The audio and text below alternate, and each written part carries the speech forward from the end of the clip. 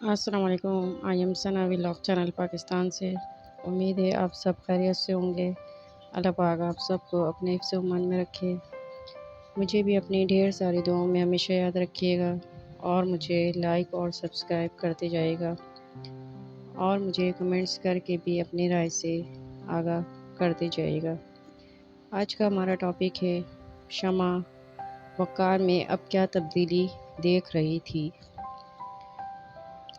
शमा मेरे बदलते हुए तेवर देख रही थी।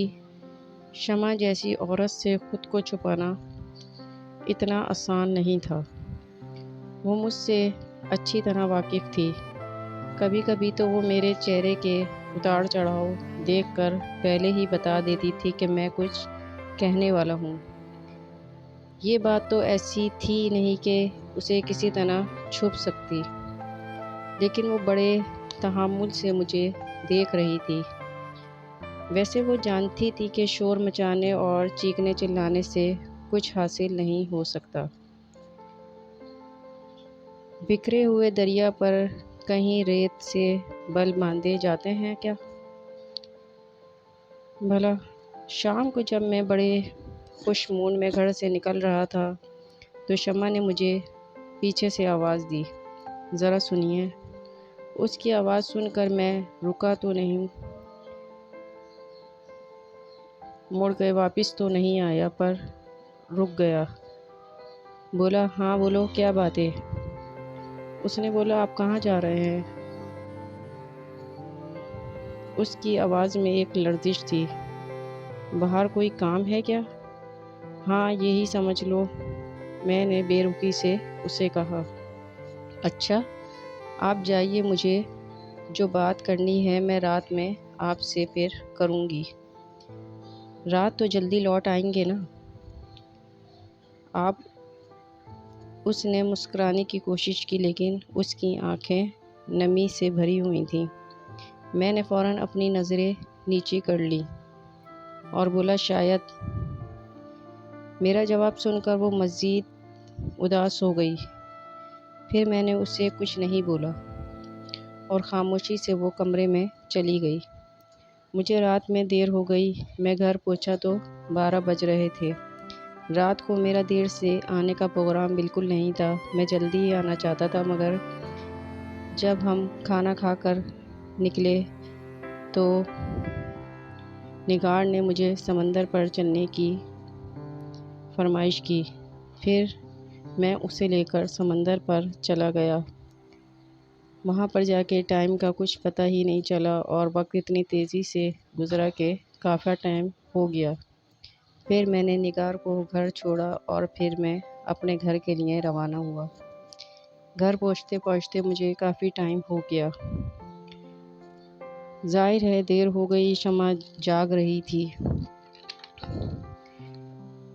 शमा गेट पर ही मौजूद थी।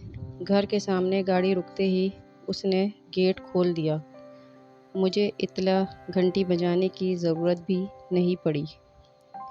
अंदर गाड़ी खड़ी करके मैं बाहर का दरवाज़ा बंद कर दिया घर का और पलट कर आया तो शमा मौजूद नहीं थी।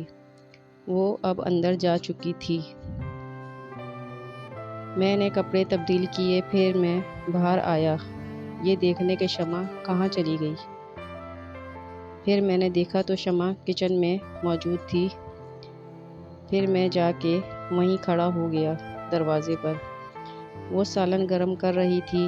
मैं खामोशी से उसे देख रहा था और अब मेरी समझ नहीं आ रहा था कि मैं अब उससे कैसे बात करूं। मुझे डर था कि कहीं शमा भड़क ही ना जाए। मैं काफ़ी देर दरवाज़े पर खड़ा रहा और वो काम में मसरूफ़ थी। उसने मुझे नहीं देखा। आज की अच्छी बात आपसे शेयर करती हूँ। हज़रत अली रज़ी अल्लाह ताला अन्हु ने फरमाया, दुनिया में 1000 रिश्ते बनाओ, लेकिन एक रिश्ता ऐसा बनाओ जब हज़ारों आपके ख़िलाफ़ हो जाएं तो वो एक आपके साथ हो। सारे असीर महरम नहीं होते। साहिबे कैद खाने में कभी यूसुफ भी लाए जाते हैं। جو شخص بچپن میں ادب کرنا نہیں سیکھا، بڑی عمر میں اس سے بھلائی کی کوئی امید نہیں رکھنا۔ جو چیز انسان کو تباہ کرتی ہے، نہ تو وہ دشمن ہے، نہ ہی ذمہ داریوں کا بوجھ، اور نہ ہی زندگی کی مشکلات۔ انسان کو تباہ کرنے والا اس کی پیٹھ میں خنجر سے وار کرنے والا وہ زخم ہے جو اس کے اپنے اسے لگاتے ہیں۔ مرد ہمیشہ اپنی زبان اور بے رخی کی وجہ سے عورت کو کھو دیتا ہے، لیکن یہ بات اس کی انا کو کبھی گوارا نہیں ہوتی کہ وہ کبھی اس بات کو ماننا ہی نہیں چاہتا کہ میں نے ایسا کچھ کیا ہے۔ لیکن جب وہ ٹھوکر کھاتا ہے تو اسے وہی عورت سب سے زیادہ یاد آتی ہے۔ جب وہ سب کچھ گنوا دیتا ہے اپنا، تو پھر اسے اس عورت کی قدر یاد آتی ہے، پر وہ عورت اس مرد کو پوری طرح اپنے دل سے اتار چکی ہوتی ہے۔ پر جب تو بہت دیر ہو جاتی ہے نا، جب تو اس عورت کے اندر کا جس سے وہ سچی محبت کرتی ہے اپنے شوہر سے، اس کا تو معیار ہی اس کے دل سے گر جاتا ہے۔ وہ چاہ کر بھی پھر اس کو اس کی وہ مقام نہیں دے پاتی۔ اس کے دل سے وہ جب تک اتنا اتر چکا ہوتا ہے کہ